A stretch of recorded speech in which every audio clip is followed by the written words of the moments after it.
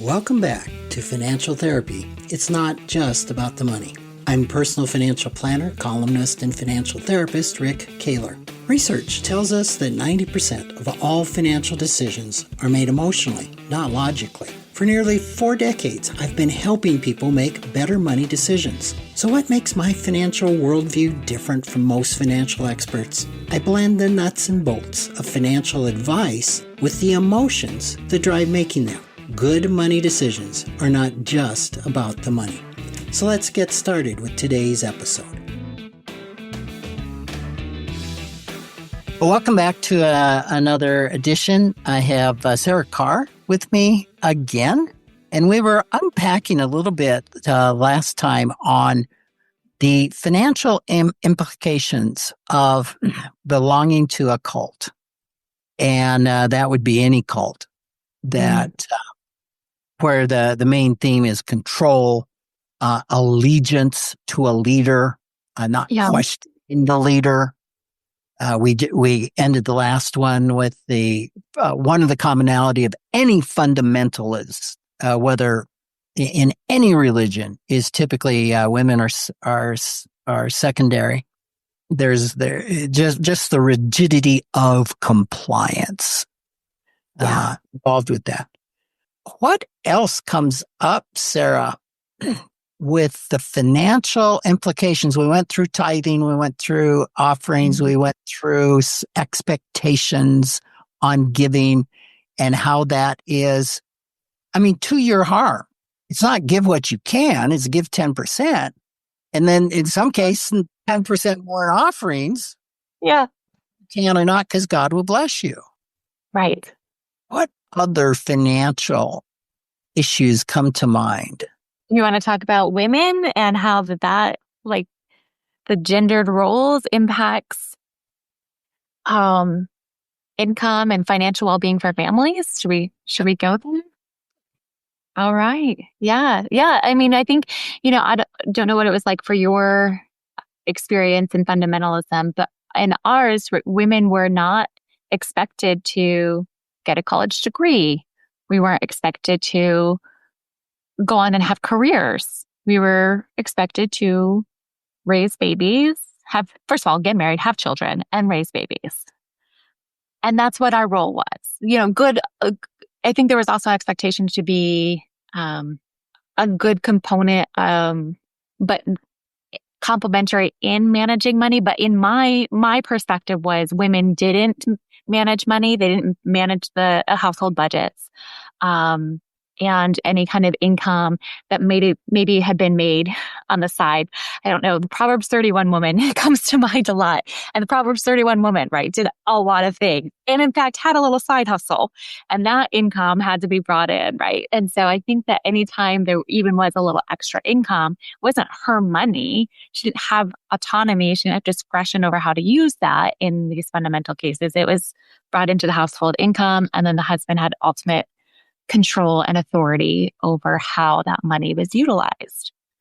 And I also think, you think through those, just the detriment that can be for women, not just in the case of divorce, but in the case of disability, in the case of a death. What happens when the main breadwinner, right, is no longer available. And then this person doesn't have college education, career experience. They become trapped. And the whole, without, I suppose there's the financial planner part of me that's like, but if you have life insurance or you have disability insurance, you might be okay. But typically not. The average person does not have that for the length of another person's life, right? So that creates a lot of financial harm continually. My mind's going in different directions. And of course, the counter to that is, the man is the head of the household and he is to love the wife as Christ loved the church. So there's, the guy doesn't get off scot-free, but to your point, there were not many women that worked outside of the house in the church that I was raised in. Right. Yeah. Yeah. And can we talk about a little bit of a sensitive subject? Yeah. What happens in those scenarios where women don't have the financial means and they're enduring any type of abuse in the family, right? We would hope that all men, all godly men would be amazing and would love their wives as Christ loved the church. But the statistics show us that oftentimes there are those men that, don't treat their wives as Christ would the church and are abusive. And the church's stance tends to always be stay in this as long as you can. Let's work it out. Let's counsel this through, et cetera, et cetera. But then there's also the financial component that the wife rarely has the means to leave. And the church is not typically there to save, the wife and the children that are in those scenarios. Yeah, I think that is absolutely so true. And what came to mind, I was in Jordan not too long ago, and I had dinner at with a Muslim family. And believe it or not, some of the table talk turned to money with me there. Yeah, of course. And I asked them about estate planning. And in their estate plan, 1/8 of the estate goes to the wife. 1/8. 1/8. The other 7/8 go to the kids, and the males get 2 times. Oh my goodness. Whatever the females get. Oh my goodness. What happens? I'm like suddenly very afraid for these women. What happens to them? Where do they live? Where do we go? I said, how do you feel about that? And she says, well, that's fine. I'll be taken care of. And under Islamic law, the sons are to take care of their mother. So there is that little bit of a safety net. And then I asked, well, what happens in the case of divorce? And they said, well, she gets nothing. That's what I thought, maybe. Yeah. And I said, how are you with that? She says, and she was almost laughing. She says, well, that's why it's very important for me to keep my husband. Wow. Is all the alarms are going off inside of me. Yeah. Yeah, I was stunned. I was just stunned. And it was just a matter of fact. There was sure, because it's that conditioning. I mean, that is what it's been like since forever long. And that's what everybody knows. You don't know anything different. It's like, being raised in the environment I did. I didn't question it. This is just what it is, right? This was the expectation. I never thought twice about it. Exactly. It's just how life is. And that's everybody around you believes it and supports it, and you don't want to lose that. Yeah. What other issues come up for you when you've been doing planning or working with people that have come from this type of an environment? Yeah, I think almost always one of the common themes is worthiness, and in the sense of inherent worthiness. In so many of these cases, women especially, but also men, receive that same message about worthiness. And there are so many ties to what defines one's worthiness within the church. It's, the expectation and the belief that we're all born inherently sinful and in need of a savior. And the only redemption comes through, right, Jesus' sacrifice. And so that already puts you in that place, which, by the way, I don't know if we've talked about that, is not true to original Christianity, that inherent sense of unworthiness. And it's certainly not prevalent in all church spaces. But it was in mine, and certainly it's in a lot of evangelicals in America.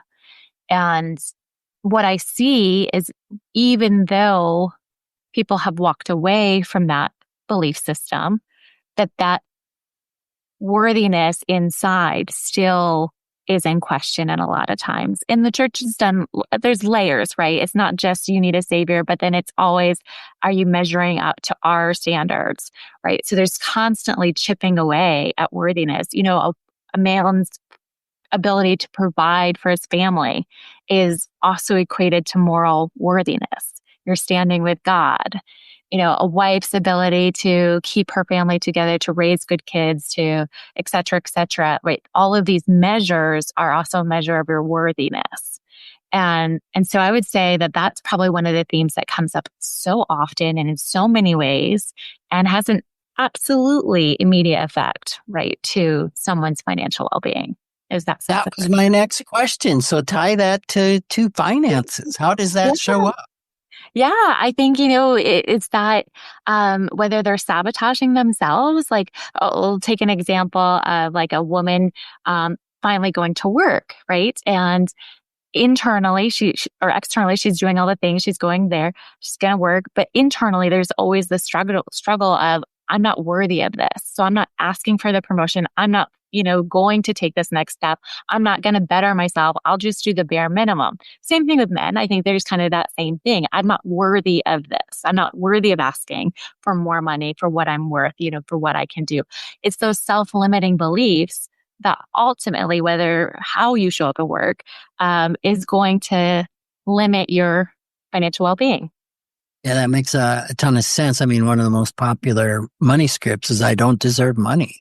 Yes. Yeah. Wondering, as I'm thinking about this, I wrote down the word guilt. Ooh. And I had a lot of guilt. I mean, I was basically asked to leave, which means I wasn't measuring up. Yep. And in the back of my mind, and others that I've known, is this message that you're going to be punished. Mm-hmm. Mm-hmm. God's not happy with you. Yeah. And that will extend to financially. Yeah. Yeah, absolutely. I mean, weren't we even kind of taught that? I mean, I don't know if you saw that, but we still measured everyone's morality and success based on their financial well-being in the church, right? If we saw someone doing well financially, we're like, oh, they're good. They're being blessed by God, right? They are in good moral standing with God. That was our measuring stick majority of the time, no matter how many times we want to talk about the fruits of the Spirit. That's not what we were measuring people by. We're measuring people by their status, their income, right? Yeah, I'm just sitting with that, and I'm remembering that's a real stark separation, and how much those that did well were elevated. Always. And I was one of those. And I went into partnership with another brother in the church that also did very well. And that was really underscored by the pastor of how God was blessing us. Yeah. Yeah. So I'm going a direction with that. I was recently asked, I was actually being interviewed, and somebody said, how do you break through the structure, the fundamentalist structure? Because there's an answer for everything, right? Yeah. Really? And how do you break through it? And I'm interested in your thoughts on this. And I said, somewhere there starts to become some cognitive dissonance. And by that, somebody that shouldn't be blessed is being blessed. Yeah. Now, there's a scriptural answer for that too. And I said, I think financially you can explain that away, because I think there's a scripture that says, Are you referring to the rain falls on the just and the unjust? Yes. But it's especially bad when the fruits of the Spirit show up in somebody that absolutely should not have any fruits of the Spirit. Right.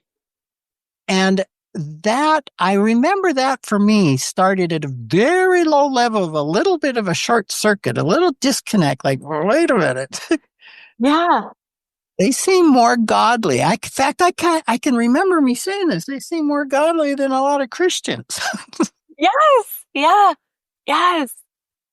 How is your experience with that? I mean, and going back to the financial thing that, uh, you know, um, I left and God continued to bless me financially.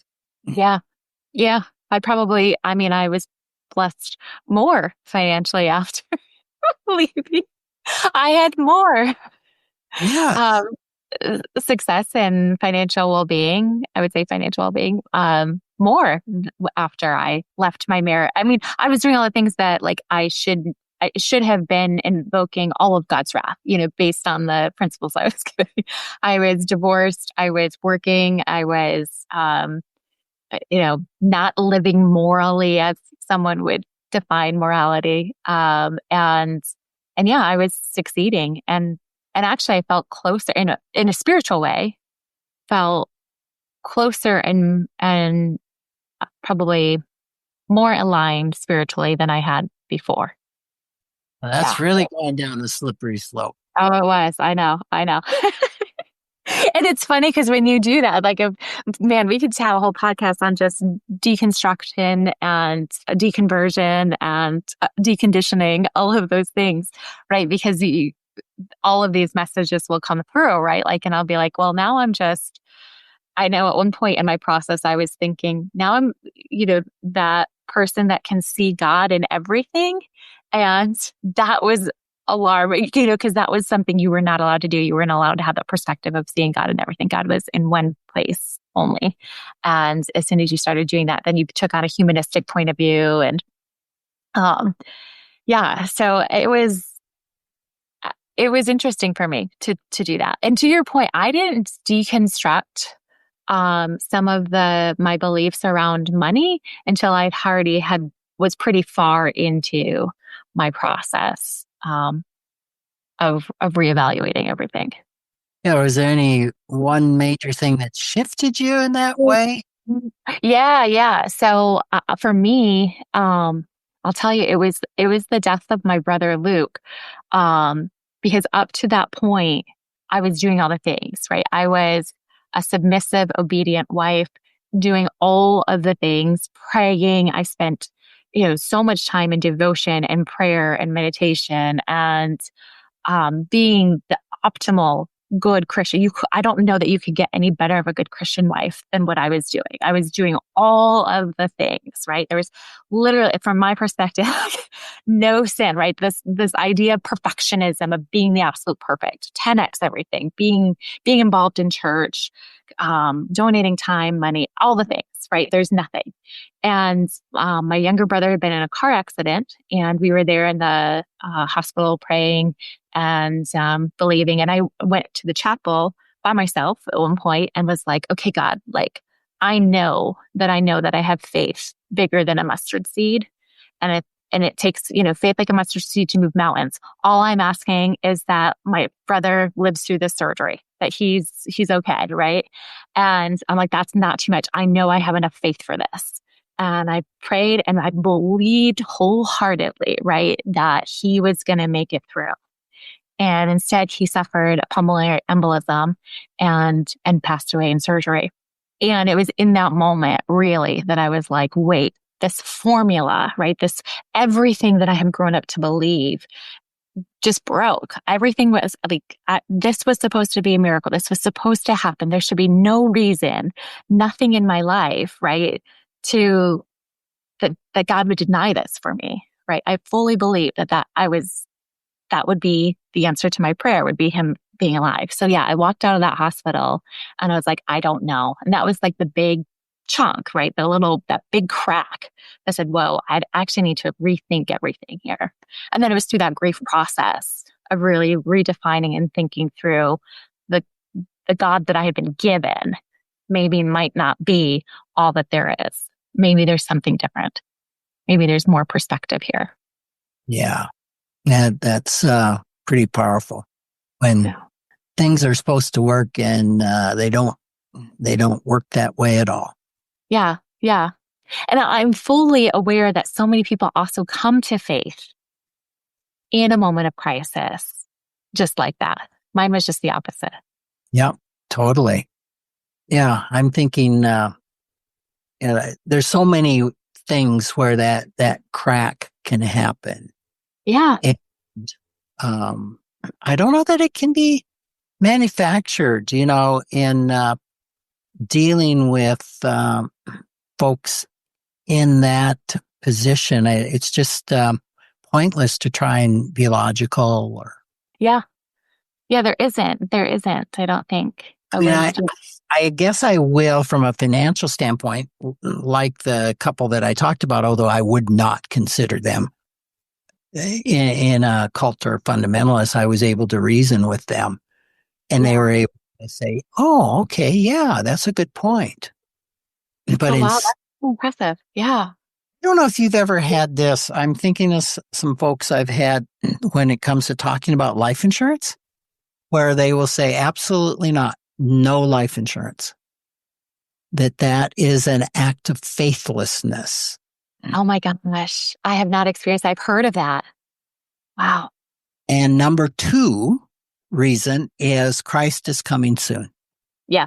I would say there's a big majority, I feel like, of my family. Now, it could be just generational. They weren't well prepared, but definitely the fact that we lived and breathed that Jesus would come at any moment. And there were so many prophecies, right, that had said that it would happen. I mean, I grew up as a kid thinking, I used to pray nightly, like, Lord, please let me grow up and let me get married and let me have a child before you come. Like, I used to bargain all the time with God to just let me experience a little bit of life right before. But I also know that prevented a lot of people from saving for retirement. Exactly. Excellent point. Yeah. Yeah, I hadn't remembered that, but it's like, no, I don't need a retirement plan. Jesus is coming. He's going to be here in the next 10 years. The second one would be, well, he will provide. He'll provide. I know that he will provide script is so detrimental. And if he doesn't provide, and we lived by that. Like I will say, my parents did not make my dad did not make a lot of money as a pastor. Just was a small church. So not a lot of money involved. And he always worked a second job. And my mom didn't work. And part of that was not because she wanted to, but because there was, the expectation that she shouldn't. It's certainly not as a pastor's wife. There's other things to be done. And I completely lost my train of thought there for a minute, Rick. Talking about saving and you're not saving. Oh, and like God will provide, right? This message that God will provide, and we live by faith. I mean, I was taught that so much as a child, that we live by faith, and people would know in our community that we were in need. And so like sometimes food would get dropped off or a check would end up in our mailbox. And every time it was like, see, God does provide. I'd get hand-me-downs. God provides, and so that was a really big script for me growing up, was to live by faith and what that meant. Yeah, and there's a lot of examples of that biblically. Saving, well, I don't know, the talents would be some type of saving or being judicious with funds. But his disciples, you go into a town and you tell people what you need and you live off of hospitality. And if they don't treat you well, which was probably in many regards, you shake off the dust and go to the next. Right. That was a whole different time, completely different culture. Completely different time. Yeah, not to be applied to a capitalist environment. That is not helpful. Yeah, where money touches everything that we do and money skills are not learned, right? Are not inherited, not something we know naturally, and that we've got to acquire. It does. I think sometimes one of the things my friends and I will talk about, as we witnessed family members go through this. If I have my own intermediate family members, I'm not talking about you. We're talking about external family members. um, but the sense of learned helplessness, right? Of I just have to pray a prayer or believe and God will provide versus actually taking any action towards this co-creation, right? Like there's no meeting God. It kind of reminds me of did you ever, it's a modern day kind of parable of, I actually heard this in church, I want to say, but there is a flood happening and then the man is just like, God will provide, for me, he'll save me. And, someone knocks at the door and it's like, hey, we've got a rescue team leaving. You want to come? Nope. God will take care of me. Right. And it continues to escalate. People keep offering to help. He's like, no, God will provide. God will provide. And, it's on the roof of his house at this point. Right. And the helicopter is there. Can we rescue you? He's like, no, God will provide. And he drowns, right? Like waiting for God to provide, not seeing God providing in all these ways, not helping himself in those Yeah, I situations. think the version I've heard is that he gets to heaven and he asks God, I kept believing that you'd provide, and you didn't. And he said, "What are you talking about? I sent all these people. Finally, I sent the helicopter, and you said no to all of them." Yeah, right. Oh yes. Well, I think we have come to the end of time, and there's more to explore. Yeah, yeah. So, Sarah, where can people contact you at? I know you have an online presence. I do. SarahCarrFinancial.com is my website. And there you'll find my links to my Instagram, Facebook, or you can use the handle at Sarah Carr FP. Excellent. Well, thank you so much. Are there any last words that you have for us? Oh, I love these conversations. Yeah, and I would love to know, honestly, I would love to hear stories too from other folks who have grown up in these kind of conditions and what's impacted them. What are the messages that they're still wrestling with? I would be interested to know. And maybe we probably out of this is going to come some column or putting together these points, and I'm sure there's others about the financial impact of surviving. Yeah. Sarah, thank you so much Take care. You too. Thanks for joining me, Rick Kaler, for another episode of Financial Therapy. It's not just about the money. This is where I combine the nuts and bolts of financial advice with the emotions that drive making them. Remember, every financial behavior, whether it appears illogical to you or others, makes perfect sense when we understand the underlying beliefs, feelings, and thoughts. Sign up for my weekly blog at financialawakenings.com. I hope you'll join me again for our next episode.